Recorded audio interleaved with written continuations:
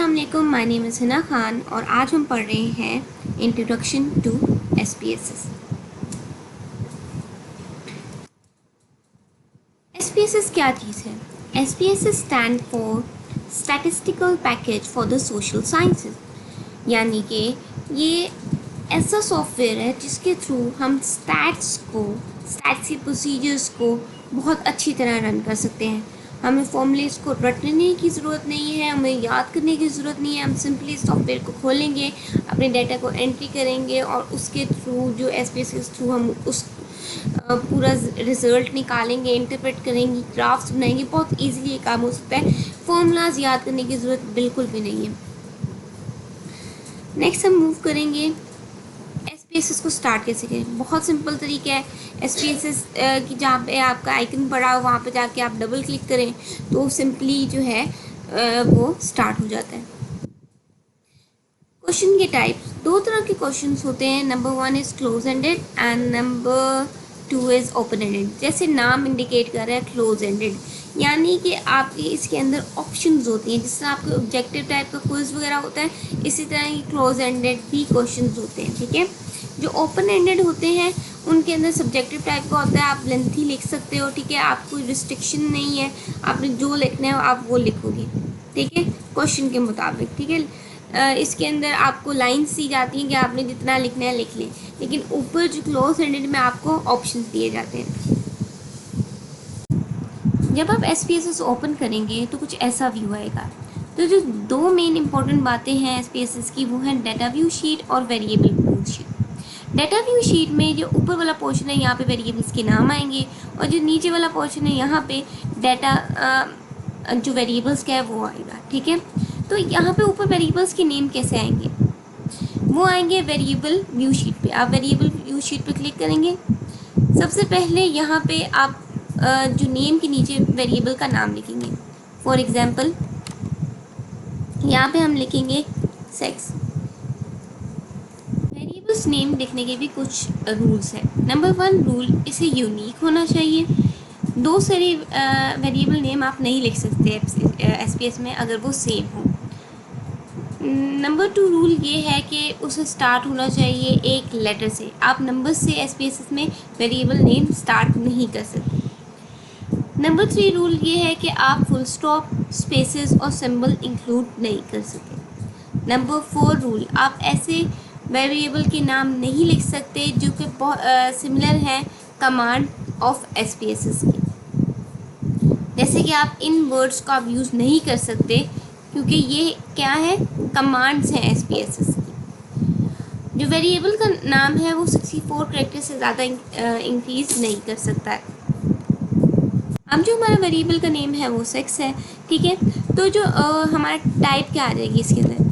Type के अंदर हम जो है हम ज़्यादातर न्यूमेरिक यूज़ करते हैं। ठीक है, न्यूमेरिक में सिर्फ नंबर्स आ जाते हैं, लेकिन स्ट्रिंग में नंबर्स भी आ सकते हैं, लेटर्स भी आ सकते हैं, लेकिन स्ट्रिंग को जो है हम कैलकुलेट नहीं कर सकते। स्ट्रिंग तब हम इस्तेमाल करते हैं जब हम पर्सन का सरनेम लिख रहे होते हैं या कोई जीमेल वगैरह। ठीक है, लेकिन यहाँ पे जो न्यूमेरिक जो है बेसिकली स्पेस में ज़्यादातर इस्तेमाल होता है। आप डेट भी इस्तेमाल कर सकते हैं। अब आप आपके जो वेरिएबल नेम है उस मतलब डेट से उसका ताल्लुक है। ठीक है, लेकिन ज़्यादातर हम न्यूमेरिक ही यूज़ करते हैं। फिर बात आ जाती है लेबल की। लेबल के अंदर क्या चीज़ करते हैं हम?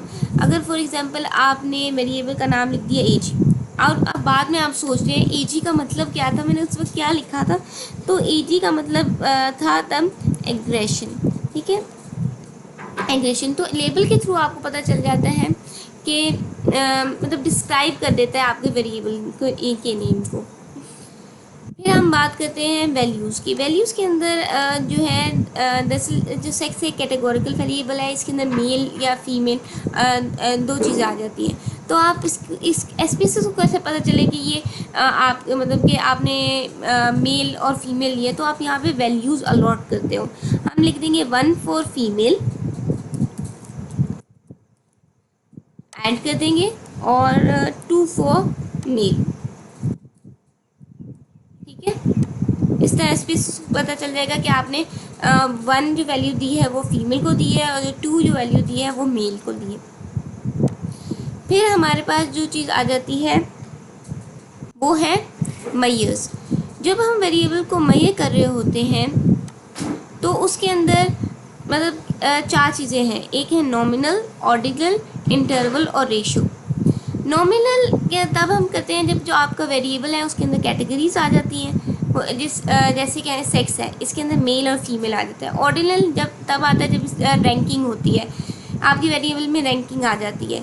रेशियो और इंटरवल को जो SPSS में हम स्केल कहते हैं, ठीक है।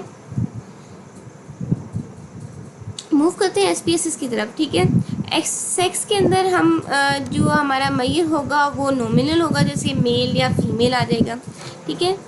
तो एग्रेशन का उस हिसाब से होगा जिस हिसाब का आपका क्वेश्चन ही है। तो अगर उसके अंदर जो वैल्यूज़ अलॉट की हैं उस हिसाब से वो नॉमिनल बन जाता है, ठीक है। लेकिन अगर उसके अंदर वैल्यूज़ नहीं अलॉट की, ऐसा वेरिएबल है जिसमें वैल्यूज़ नहीं अलॉट की गई, अगर रैंकिंग है तो ऑर्डिनल में डाल देंगे, अगर रैंकिंग नहीं है तो वो फिर स्केल में चला जाएगा। अब मूव करते हैं कॉलम्स की तरफ। कॉलम्स में यहाँ पे 8 लिखा हुआ है। अब पहले फर्स्ट ऑफ ऑल हम देखेंगे डाटा व्यू शीट में कि क्या हुआ है। डाटा व्यू शीट में फर्स्ट ऑफ ऑल वेरिएबल्स के नेम ऊपर आ गए हैं और यहाँ पे हम नीचे उसका डाटा लिखेंगे, ठीक है। तो अगर वेरिएबल व्यू शीट में हम कॉलम की वैल्यू लिख देते हैं 29, तो आप देखेंगे डाटा व्यू शीट में कि इसकी कॉलम की विड्थ भर गई है, ठीक है।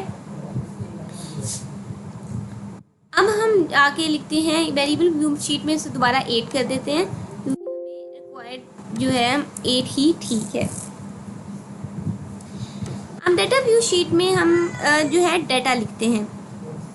सेक्स जो है हम सेक्स पे क्लिक करेंगे, वो खुद ही SPSS दे देगा हमें, ठीक है। फीमेल या मेल आपने जो लिखना है आप यहाँ पे क्लिक कर लेंगे, इजीली डाटा लिखा जाएगा, ठीक है।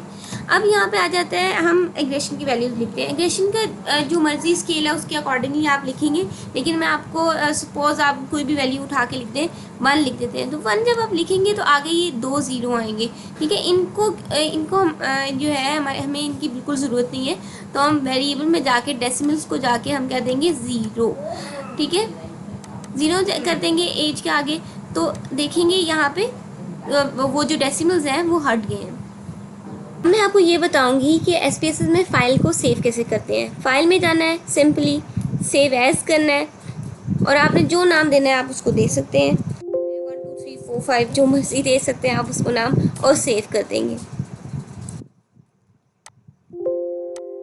आप SPSS में एक नई फ़ाइल कैसे खोल सकते हैं। आप फाइल में जाएँ, न्यू में जाएँ, डाटा में जाएँ और एक नई फ़ाइल आपके पास ओपन हो जाएगी। अब आपने कोई प्रीवियस फाइल खोलनी है जो पहले से आपने सेव की है। आपने कैसे खोलनी है, फाइल में जाना है, ओपन पे जाना है और डाटा पे क्लिक करना है, और जहाँ पे आपने वो सेव की है आपने उस पर क्लिक करना है, तो वो सिंपली वो ओपन हो जाएगी। अब कोई भी फाइल को क्लोज़ कैसे किया जाता है, सिंपली आप यहाँ से क्लोज़ कर सकते हैं, ठीक है, या आप यहाँ पे जाएं और एग्ज़िट पे क्लिक करें, सिंपली वो क्लोज़ हो जाएगा। Thank you so much, hope so कि आपको मेरी समझ आ गई होगी।